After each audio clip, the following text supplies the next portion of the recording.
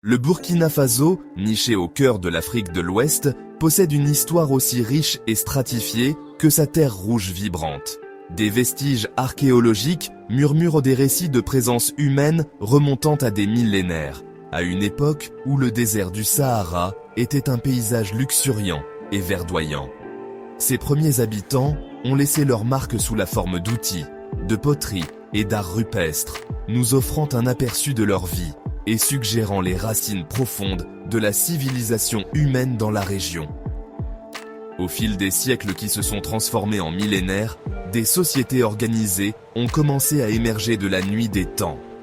Vers le XIe siècle, les Mossis, cavaliers et guerriers habiles, ont migré vers la région et ont établi de puissants royaumes. Les royaumes de Tenkodogo, Ouagadougou et Yatenga ont pris de l'importance, leur influence rayonnant sur tout le bassin de la Volta. Leur cavalerie est devenue légendaire, semant la peur dans le cœur de leurs ennemis et leur permettant d'étendre leur territoire.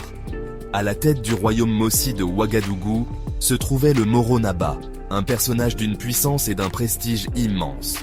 Le Moro Naba n'était pas seulement un chef politique, mais aussi un guide spirituel, sa lignée étant censée remonter à la princesse mythique Yenenga, un personnage entouré de légendes et vénéré comme la mère du peuple Mossi.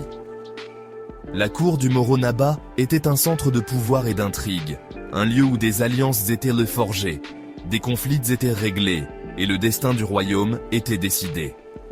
Les Mossi n'étaient pas les seuls acteurs puissants de cette première période. Dans l'est du Burkina Faso actuel, le royaume Gourmanché s'est taillé son propre domaine.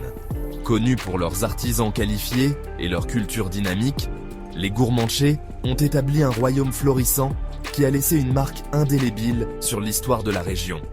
Ils étaient réputés pour leurs magnifiques textiles, leurs bijoux complexes et leurs masques élaborés utilisés lors de cérémonies religieuses. Ces royaumes, avec leurs traditions distinctes et leurs structures sociales complexes, ont jeté les bases de la mosaïque culturelle qu'est le Burkina Faso aujourd'hui. Section 2. Commerçants, envahisseurs et colonisateurs. Section 3. Le chemin vers l'indépendance. Section 4. Le Burkina Faso moderne, une mosaïque de culture.